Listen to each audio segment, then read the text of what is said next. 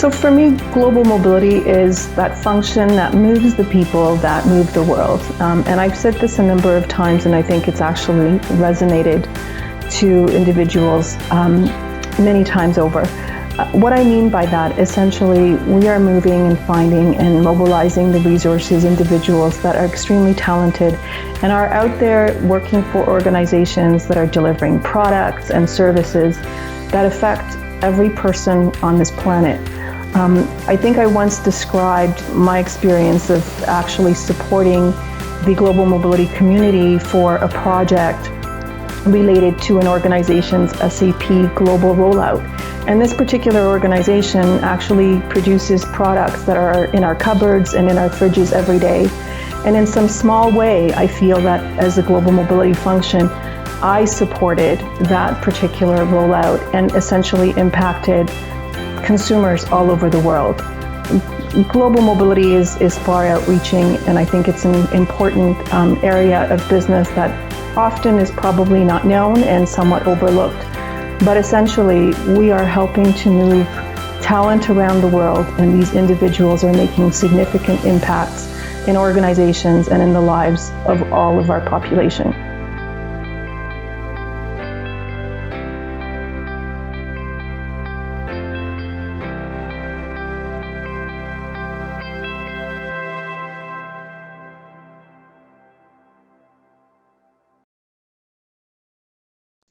It's a very diverse country. We have a lot of people from a lot of nationalities, and that makes people want to come here pretty much every single day, whether it's for remote work, whether it's for an investment, whether it's to retire, whether it's to start a company. There is a lot of work to do, and our immigration authorities are pretty much saturated. And I'd say the immigration office here in Costa Rica is probably the most bureaucratic office in all of the public system, which makes things a bit hard. Ironically, because we pretty much depend on expats. We pretty much depend on people that want to be residents here and invest. And that, and probably the fact that gentrification is not as controlled as it should be. So it's like a bit of both worlds. From one end, we do need a more efficient immigration office, and from another end, we need our authorities or our government to impose harsher regulations for gentrification not to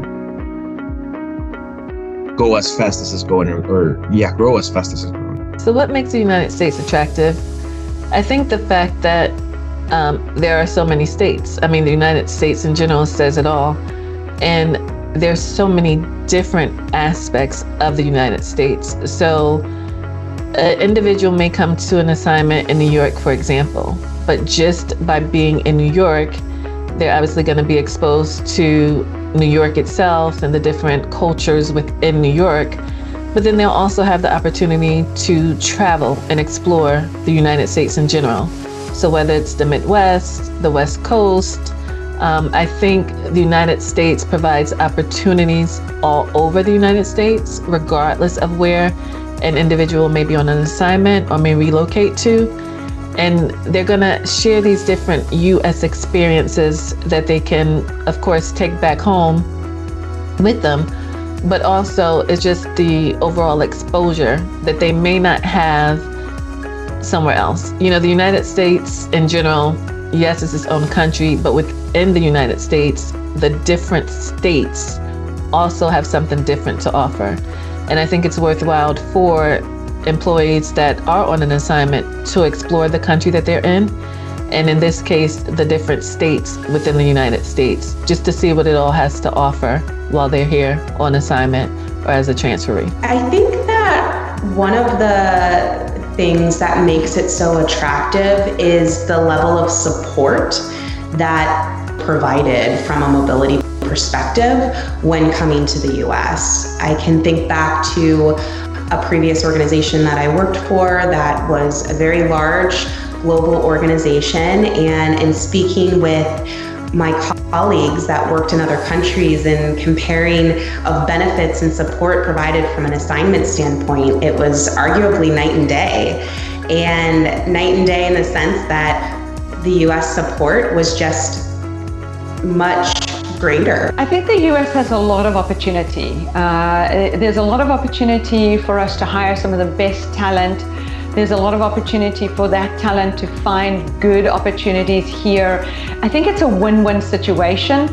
US allows for us to give people a chance from the bottom up. And I believe that a lot of our interns, a lot of our PhD students will certainly still find that the US is where they want to start their careers.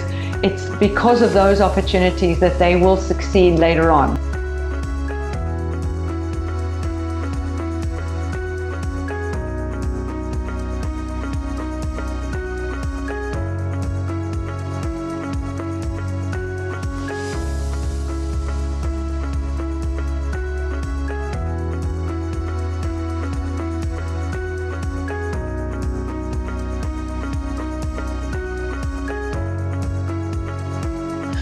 So I think it's very rewarding to have all the growing community of foreigners, and usually the feedback we receive from them is that they didn't have this kind of service from other international universities they have worked for, because I think especially for universities, this area of talent mobility is very new.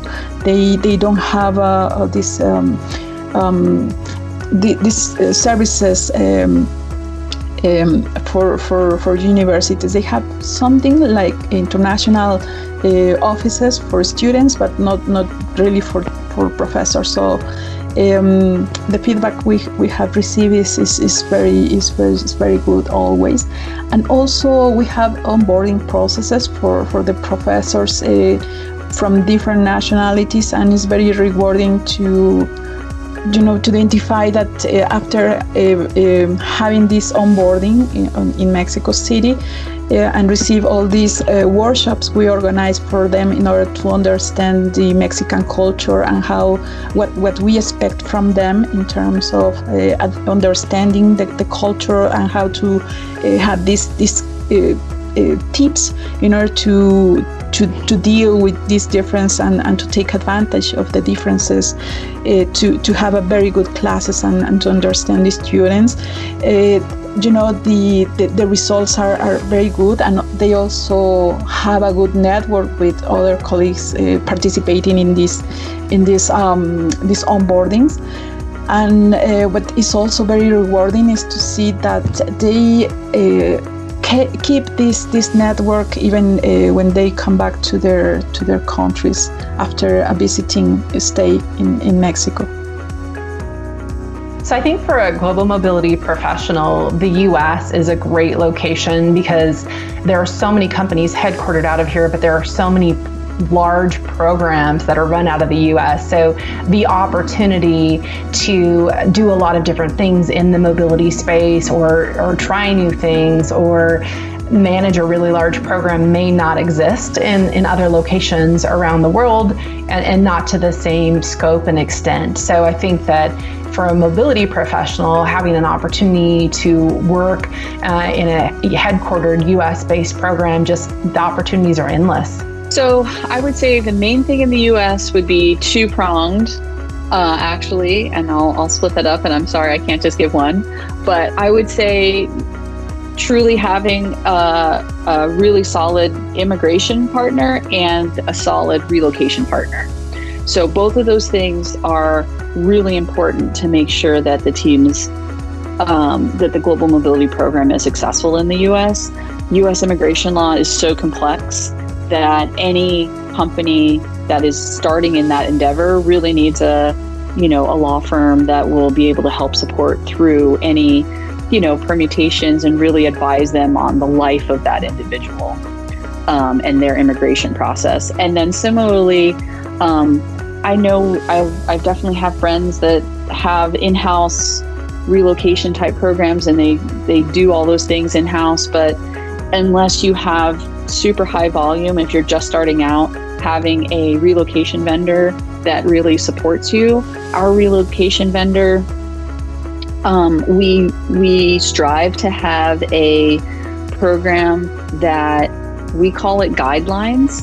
So instead of having like strict policies, our vendor knows that every single case can be a little bit different. So I think also having that vendor that has some flexibility and isn't rigid in their approach, and that could really help, especially a brand new program starting out, because sometimes, similar to what I was saying before, if you have an individual situation, we like to look at that individual and what those individual needs are, and everybody is different. So like you might have somebody who may just need some additional cash in a lump sum, and you may have somebody who really doesn't have the time to coordinate their own move and needs a full relocation service. So we want to be able to support both of those employees and make sure that their experiences are great. So I would say those are the two things that you really need, to make sure that mobility program is successful in the U.S. The thing with Mexico is the location. It has the